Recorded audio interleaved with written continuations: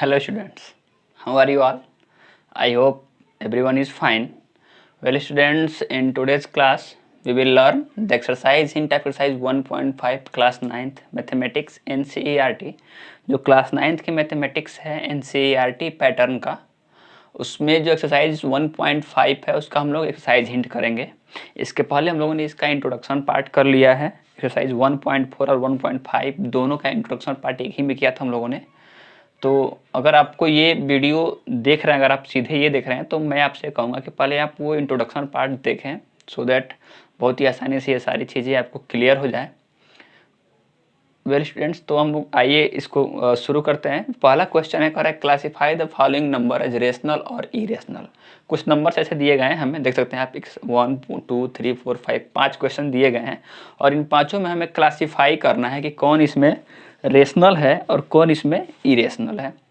बहुत ही आसान क्वेश्चन है। देखिए, इसके पहले हम लोगों ने कुछ पढ़ा था कि जो इरेशनल नंबर होता है, रेशनल नंबर होता है, उसके बारे में कुछ प्रॉपर्टी हम लोगों ने इसके इंट्रोडक्शन पार्ट में किया है कि जो रेशनल नंबर होता है वो क्लोजर प्रॉपर्टी होल्ड करता है, लेकिन irrational number closure property hold करे ये जरूरी नहीं है। तो ऐसे बहुत सारे पॉइंट हम लोगों ने पढ़ा है। हम लोगों ने पढ़ा था कि जब भी किसी इरेशनल के साथ रेशनल को जोड़ा जाएगा या घटाया जाएगा तो वह उस समय क्या होता है, इरेशनल होता है। तो हम लोग देख सकते हैं क्या कि यहाँ पे ये जो एक संख्या है ये हमारा रेशनल है और ये हमारा इरेशनल है। तो हम लोग अगर रेशनल और इरेशनल को एक साथ लेकर के चलेंगे तो जो टोटल हमारा बनेगा वो क्या बनेगा, इरेशनल। मतलब कि ये क्या हो गया, ये हो गया इरेशनल नंबर।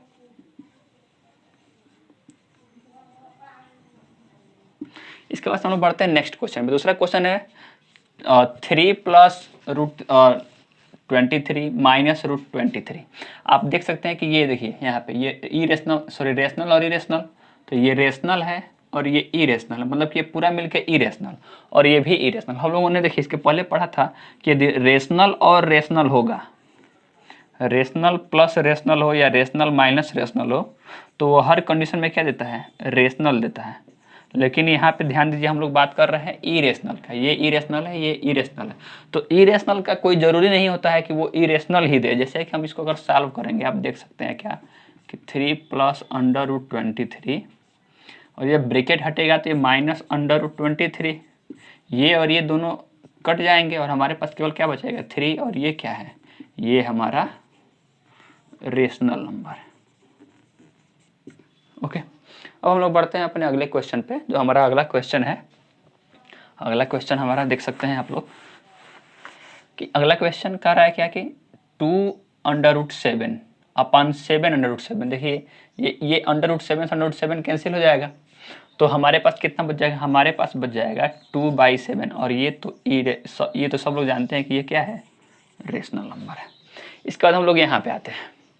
हम लोग देख सकते हैं कि इसका जो डिनोमिनेटर है वो इरेशनल। अगर हम लोग इसको रेशनलाइज करके डिनोमिनेटर को रेशनल बनाने का कोशिश भी करते हैं अगर, तो 1/√2 और मल्टीप्लाई होगा √2 से और नीचे भी √2 से। हमने बताया था कि रेशनलाइज हमेशा क्या था है, कोशिश कहता है कि जो इरेशनल का डिनोमिनेटर है वो क्या हो जाए, रेशनल नंबर हो जाए। तो देख सकते हैं कि जब मल्टीप्लाई होगा तो ये √2 ऊपर बच जाएगा और नीचे 2 बच जाएगा, लेकिन फिर भी ये ऊपर वाला क्या होगा, इरेशनल। तो ऑल ओवर ये क्या हो गया, हमारा इरेशनल नंबर हो गया।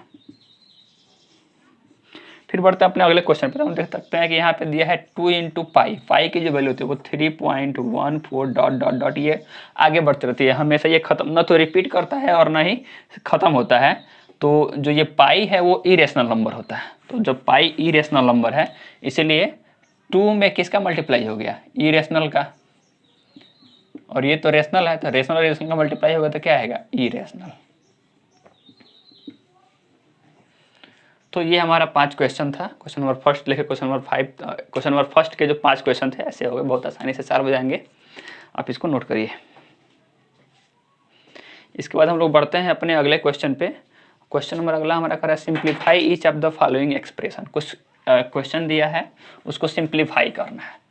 तो देखते हैं कैसे होगा। बहुत ही आराम से करेंगे सारे क्वेश्चन, ज़्यादा कोई जल्दीबाजी नहीं है, बहुत ज़्यादा क्वेश्चन भी नहीं है और आसानी से समझ समझ के करेंगे ताकि हमें आगे कोई परेशानी नहीं हो। तो जैसे देखिए क्वेश्चन नंबर 2 का मैं पहला क्वेश्चन लिख ले रहा हूँ। पहला क्वेश्चन कह रहा है 3 + √3 और एक ब्रैकेट में 2 + √2, इसको सिंप्लीफाई करना है। आप देख सकते हैं कि आप ब्रैकेट अब सीधे मतलब कि इसका और इसका मल्टीप्लिकेशन होगा। तो यहाँ पे हम लोग समझेंगे कि कैसे रेशनल नंबर का मल्टीप्लिकेशन होता है, कैसे इरेशनल का मल्टीप्लिकेशन होता है। तो सॉल्यूशन करते हैं हम लोग, चलेंगे वही अपना डिस्ट्रीब्यूशन ला, इससे एक बार इसमें फिर इसमें, मतलब कि दोनों में। तो ऑल ओवर कितना हो जाएगा देखिए, तो 3 से मल्टीप्लाई होगा 2 + √2 में, फिर ब्रैकेट में प्लस, और फिर √3 से मल्टीप्लाई होगा किसमें, 2 + √2 में। देखिए एक बार इस 3 से दोनों में हम मल्टीप्लाई हो गया, फिर इस √3 से दोनों में हो गया। और अब हम लोग आगे बढ़ते हैं, तो ये हो जाएगा 6 + 3 √2। अब इसका तो मल्टीप्लिकेशन हो गया, अब इसका मल्टीप्लाई करते हैं, तो ये हो जाएगा 2√3 + √3 × 2। तो देखिए अब कितना हो जाएगा, हमारे पास ये बच रहा है 6 + 3 √2 + 2 √3 + √6। अब ये √6 हमारे पास है। देखिए हम लोगों ने नियम पढ़ा कि जब भी हमें ऐसा नंबर मिले इसमें जो क्या हो, प्राइम नंबर नहीं हो, कंपोजिट हो, तो उसका फैक्टराइजेशन करते हैं। इसका फैक्टराइजेशन करेंगे तो फिर 3 × 2 ही आएगा, तो ऑल ओवर इतना ही बचेगा, इससे कोई बहुत विशेष फायदा नहीं हुआ। अब यहाँ से आगे देखते हैं कि इसमें हम लोग क्या कर सकते हैं। देखिए तो जो इरेशनल नंबर होता है, जैसे कि जिसमें रूट हो जिसके साथ, वो हमेशा सेम नंबर से ही जुड़ पाएगा। जैसे कि अगर हमें √3 दिया गया है तो हम इसमें √3 ही जोड़ पाएंगे। ये नहीं कि मेरे यहाँ पे √3 दे दिया और यहाँ पे √4 और इसको जोड़ के √7 कर दें, ऐसा नहीं होगा। √3 + √3 दिया रहेगा तो इसको जोड़ के हम लोग आसानी से 2√3 कर सकते हैं। अब देखिए ध्यान से, कई बार ऐसे भी होता है, यहाँ पे 2 और √3 होता है, इसमें और इसमें बहुत बड़ा फर्क है। इसका मतलब हुआ कि 2 से मल्टीप्लाई हुआ है √3 में, और इसका मतलब हुआ क्या कि ये जो अंदर है इसका हमें क्या निकालना है, स्क्वायर रूट निकालना है। आप बात को समझिए। तो ये हमारा हो जाएगा, और इसको हम लोग आगे सॉल्व नहीं कर सकते हैं। थोड़ा सा देखिए आगे बढ़ा रहे हैं, देखिए क्या हो रहा है। 6 + 3 √2 प्लस, हम देख सकते हैं ये 2√3 था और ये इसका मल्टीप्लाई करते तो ये √3 × √2 आ जाता। तो हम चाहें तो इन दोनों में से कुछ कॉमन कर सकते हैं, तो हो जाएगा 6 + 3 √2 प्लस, इन दोनों में से √3 अगर मैं कॉमन कर रहा हूँ तो क्या बचेगा, 2 + √2। लेकिन अब कॉमन करेंगे फिर वही बात आ जाएगा जहाँ से शुरू किए थे, तो यहीं तक छोड़ दीजिए, ये हमारा आंसर हो जाएगा। इसके बाद हम लोग बढ़ते हैं अपने नेक्स्ट क्वेश्चन पे। नेक्स्ट क्वेश्चन क्या है देखते हैं। तो हम लोग अगला क्वेश्चन दे रहा है 3 + √3, क्वेश्चन नंबर 2।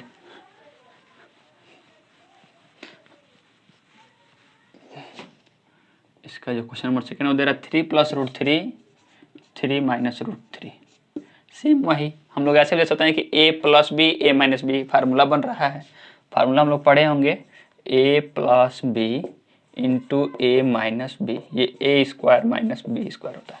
कई बार कंफ्यूज भी होते हैं कि ये अगर आगे रह जाए a - b × a + b, तब क्या होगा, तब भी सेम होगा। क्यों? क्योंकि जो गुणा है वह कम्यूटेटिव लॉ को फॉलो करता है, मतलब कि इसके हम लोग क्रम को बदल सकते हैं, कोई फर्क नहीं पड़ेगा।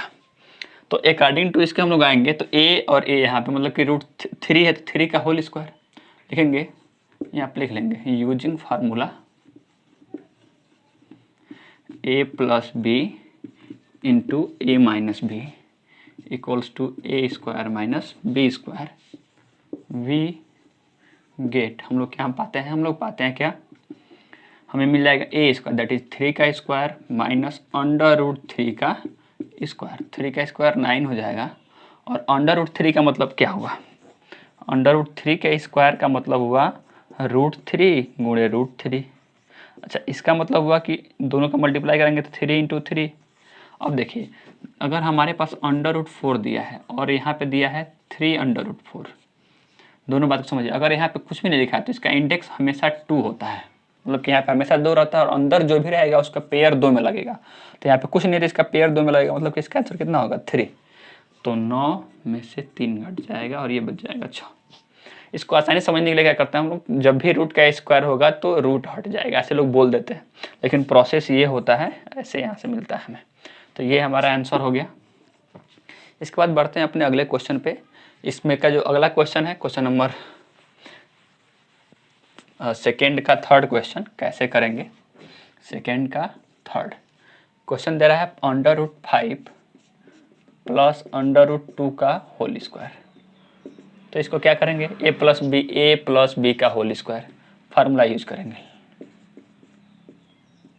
लिखेंगे यूजिंग आइडेंटिटी या formula a plus B whole square equals to a square plus 2ab plus B square. Then we have, हमें क्या मिल जाएगा, a स्क्वायर। तो हम लिखेंगे √5 plus √2 whole square equals to, एक जगह पे कितना है √5 whole square plus 2 into a, एक जगह पे कितना है √5 √2 प्लस √2 होल स्क्वायर। ये स्क्वायर करेंगे सेम एज कितना होगा 5 प्लस 2√10 और क्या होगा, इसको हम लोग लिख सकते हैं 2, ये 2 आगे आएगा तो 7 प्लस 2 √10। 10 का क्या कर सकते हैं 2 इंटू 5 कर सकते हैं, फिर कुछ निकल नहीं पाएगा। तो इसका आंसर हमारा हो जाएगा यही। इसके बाद से जो अगला क्वेश्चन है, इसमें का क्वेश्चन नंबर 4 वो क्वेश्चन नंबर 2 पे बनेगा, आप बनाइए। वेल स्टूडेंट्स, तो हम लोग बढ़ते हैं अपने अगले क्वेश्चन पे, क्वेश्चन नंबर 3 पे। क्वेश्चन नंबर 3 कैसे होगा देखते हैं। क्वेश्चन नंबर 3 जो है वो एक थियरी है, कह रहा है कि recall x is defined as the ratio of circumference of a circle to its diameter. जैसे जो पाई है उसको कहा जाता है कि जो पाई है वो सर्कमफ्रेंस बाई डायमीटर। जैसे कोई सर्कल हम खींच रहे हैं तो इस सर्कल का जो सर्कमफ्रेंस है, मतलब यहाँ से चलना शुरू करेंगे, यहाँ से चलना शुरू करेंगे और यहाँ तक पहुँचेंगे, जो टोटल डिस्टेंस है उसका और इसके डायमीटर का, मतलब ये इसको डिवाइड करके बनाया जाता है। तो इसको डिवाइड करके बनाया जाता है। तो हम देख सकते हैं क्या कि ये एक पार्टिकुलर एक डिस्टेंस हुआ, ये भी एक डिस्टेंस हुआ। ये कहना चाह रहा है कि ये भी एक पार्टिकुलर डिस्टेंस और ये भी एक पार्टिकुलर डिस्टेंस है। तो जब इसको डिवाइड करके बनाया तो ये है होना चाहिए रेशनल। क्वेश्चन ये कर रहा है कि ये होना चाहिए रेशनल, लेकिन क्यों ये इरेशनल है, आप बताइए कि ये क्यों इरेशनल है। तो अब इस चीज़ को समझते हैं हम लोग। देखिए अभी तक हम लोग इसके पहले जो है किसी नंबर को रिप्रेजेंट करते थे सक्सेसिव मैग्निफिकेशन से। तो हम लोगों ने देखा था कि यदि हम ये यहाँ पे 2 है, यहाँ पे 3 है, तो हम देखते थे कि इसके बीच में 10 बहुत सारे 10 पार्ट हो जाएंगे। यहाँ पे 2.5, ये 2.1, 2.2, 2.3, 2.4, 2.6, 2.7, 2.8, 2.9 और यहाँ पे 30। तो अब देखिए फिर जब हम लोग इसको देखेंगे तो इसके बीच में भी 10 हिस्से आएंगे, फिर उन 10 के बीच में 10 हिस्से आएंगे। इसका मतलब ये हुआ कि अगर हमारे पास ये एक डिस्टेंस है और हम इस डिस्टेंस को स्केल से मेजर कर रहे हैं तो यहाँ तक तो पहुँच जाएंगे, लेकिन इसके आगे थोड़ा सा जो भी जाएंगे, थोड़ा सा, जैसे मान लीजिए मैं इसको स्केल से अगर मेजर कर रहा हूँ और मैं कह रहा हूँ कि ये 3 सेंटीमीटर का है, लेकिन यहाँ तक 3 सेंटीमीटर आने के बाद उस 3 सेंटीमीटर में थोड़ा सा जो है बहुत छोटे छोटे पॉइंट जो भी हम कह रहे हैं ना कि 1.0201 ऐसे करके कुछ ना कुछ इसमें जरूर थोड़ा सा आगे होगा। इसका मतलब ये हुआ कि हम जब मेजर करते हैं किसी भी सिस्टम द्वारा, किसी भी डिवाइस द्वारा, तो वो हमें एग्जैक्ट नहीं मिल पाता है और वो उसका राउंड फिगर होता है, मतलब कि हम उसका रेशनल नंबर लिखते हैं, बल्कि होता है वो क्या एग्जैक्ट में ऑलरेडी हम लिखते हैं उसका रेशनल, लेकिन वो होता है इरेशनल। दैट्स वाई इसका मतलब ये हुआ कि जो हम सर्कमफ्रेंस मापेंगे वो हम एग्जैक्ट नहीं मापते हैं और डायमीटर भी एग्जैक्ट नहीं मापते हैं, हम लोग उसका राउंड फिगर में रेशनल लेते हैं और इसका भी राउंड फिगर में क्या लेते हैं, रेशनल लेते हैं। इसका मतलब क्या हो कि रेशनल हम लोगों ने राउंड फिगर में बनाया है, लेकिन ऑल ओवर रेशनल नहीं है और वो इरेशनल है, इसीलिए जो पाई की वैल्यू है उसको इरेशनल माना जाता है। अब इसके बाद से हम लोग का अगला क्वेश्चन है क्वेश्चन नंबर 4। कह रहा है represent 9.3 under root 9.3 on number length. इसके लिए हम लोगों ने पढ़ा था बहुत ही डिटेल में, मैंने इसके इंट्रोडक्शन पार्ट में बताया था क्या कि हम लोग उसके लिए सबसे पहले एक लाइन खींचेंगे, स्ट्रेट लाइन, इसका नाम है ए बी। यही प्रोसेस था। ये ए बी होगा हमारा 9.3 यूनिट का, जो भी यूनिट में हो। अब इसके बाद सेंटीमीटर नहीं दिया। अब इसके बाद इस बी से हम लोग एक यूनिट लेते हैं डिस्टेंस, इसको मान लेते हैं सी। तो ये डिस्टेंस हमारा 1 हो गया, हर बार यही करते हैं। अब इसके बाद क्या, तो इस ए सी को हम लोग हाफ करते हैं, मतलब कि इसका हम लोग निकालते हैं मिडिल पॉइंट। जैसे मान लीजिए कि हमारा मिडिल पॉइंट, इसको लेते हैं ओ। अब इस ओ से ए ओ को रेडियस मान के या ओ सी को रेडियस मान के एक हम लोग खींचेंगे सेमी सर्कल ऐसे। इसके बाद क्या करते हैं कि अब हम लोग इस ए सी पे एक परपेंडिकुलर खींचते हैं जो बी से होकर के जाएगा। इस पे एक परपेंडिकुलर खींचते हैं जो बी से होकर के ऐसे जाएगा पॉइंट बी से। तो ये जो डिस्टेंस पॉइंट बी होगा इसको हम लोग मान लेंगे डी यहाँ पे है, और ये जितना दूर है बी डी उतना ही दूर बी ई खींच लेते हैं, मतलब कि B D equals to B E खींचेंगे, यहाँ पे कोई पॉइंट ई आएगा। तो ये अगर 9.3 यही होता है। क्यों? क्योंकि हमारे पास ये डिस्टेंस पूरा 9.3 और +1 था, उसका हाफ करेंगे ये आएगा। तो अब इस पूरे में से इतना घटाएंगे तो हमारे पास बच जाएगा ये डिस्टेंस। पूरे में से ये घटा देना तो हमारे पास ये नहीं बच रहा है, ये डिस्टेंस मिल गया और हमारे पास ये मिल गया। और उसके बाद हम लोग क्या करेंगे, ये ओ डी ऑलरेडी ये जो हाफ है वो है, तो ये डिस्टेंस दैट इज ये, और ये हमको मिल गया पाइथागोरस थ्योरम लगाएंगे तो हमें ये निकल जाएगा। तो बी डी जो डिस्टेंस है वही डिस्टेंस हम लोग भी खींच देते हैं। तो ये जो पॉइंट ऐसे जितना डिस्टेंस का ये है उतने का ही मान लीजिए। तो इसके लिए क्या करेंगे हम लोग, सीधे इसको रेडियस लेंगे और ऐसे एक आर्क खींचेंगे। तो एक आर्क खींचेंगे तो ऐसे ही कोई आर्क हमारा आएगा ई यहाँ पे। तो ये जो डिस्टेंस हुआ, मतलब कि ये जो पॉइंट हुआ यहाँ से लेकर के यहाँ तक, उसको इसने क्या दिखाया, उसने दिखाया अंडर रूट 9.3। प्रोसेस देखिए, सबसे पहले क्या करेंगे, ए बी खींचेंगे 9.3। हम लोगों ने इसको बनाया है, इसके पहले एक्सरसाइज में, इसके इंट्रोडक्शन पार्ट में बहुत ही डिटेल में मैंने बताया है। तो 9.3 हम लोग क्या खींचे, एक स्ट्रेट लाइन खींचे। उसके बाद से एक यूनिट लिए बी सी, तो जितना आया टोटल उसका हाफ किए, उसको लिए सेंटर ओ माने, इसको रेडियस मान के सेंटर मान के हम लोग ओ सी या ए ओ का रेडियस लेके सेमी सर्कल खींचे।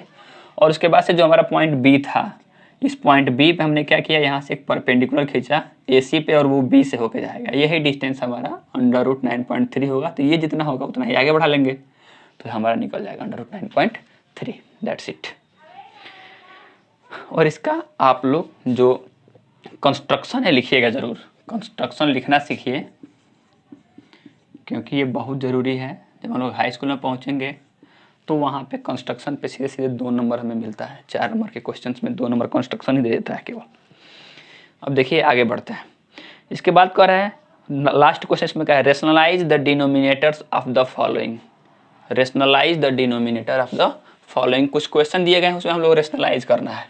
रेशनलाइज करना मतलब क्या, उसके डिनोमिनेटर को रेशनल नंबर में चेंज करना है। ये आप लोग क्लास 8 में भी सीखे होंगे और इसके इंट्रोडक्शन पार्ट में भी मैंने बताया बहुत डिटेल में। तो इसको लेकर चलते हैं। पहला क्वेश्चन है 1/√7। जब भी इस तरह का हमारे पास कोई इरेशनल नंबर आता है तो हम उसके डिनोमिनेटर से ऊपर और नीचे क्या करते हैं, मल्टीप्लाई करते हैं। तो लिखेंगे टू रेशनलाइज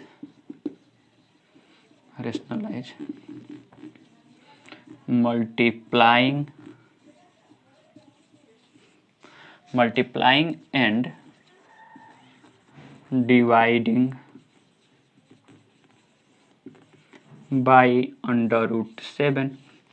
तो देखिए कितना बचेगा हमारे पास बचेगा 1/√7 था, √7 से हमने मल्टीप्लाई किया ऊपर और नीचे भी। तो ऊपर मल्टीप्लाई कराएंगे तो √7 और नीचे मल्टीप्लाई कराएंगे तो 7। ये हमारा हो गया आंसर। क्योंकि देखिए आप उसका रेशनलाइजेशन हो गया और उसका जो डिनोमिनेटर था वो रेशनल नंबर आ गया। इसके बाद से अगला क्वेश्चन है इसमें का दूसरा क्वेश्चन।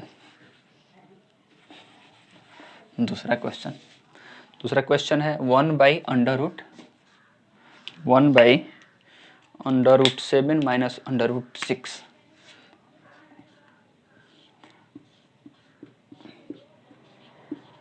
तो इस तरह के जब भी नंबर आते हैं तो हम लोग क्या करते हैं कि इसके कंजुगेट से मल्टीप्लाई और डिवाइड करते हैं। देखिए कंजुगेट का मतलब क्या हुआ कि यदि हमें √a प्लस √b दिया गया है तो इसका जो कंजुगेट होगा वो होगा √a माइनस √b। कंजुगेट से हम लोग मल्टीप्लाई लिखेंगे to rationalise multiplying and dividing by conjugate of √7 minus √6। तो अब हमारे पास बचेगा कितना, इसके कंजुगेट से मल्टीप्लाई कराएंगे तो √7 माइनस √6 तो है, लेकिन इसका कंजुगेट कितना होगा √7 plus √6 all divided by √7 plus √6।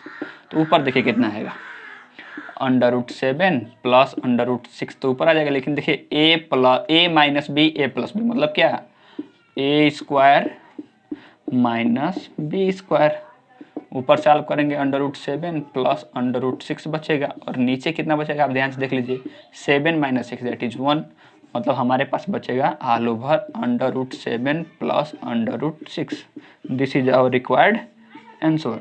तो ये प्रोसेस है रेशनलाइज करने का और इसी प्रोसेस से आप इसके क्वेश्चन नंबर 3 को करिए और क्वेश्चन नंबर 4 को करिए। That's all for today, have a good day.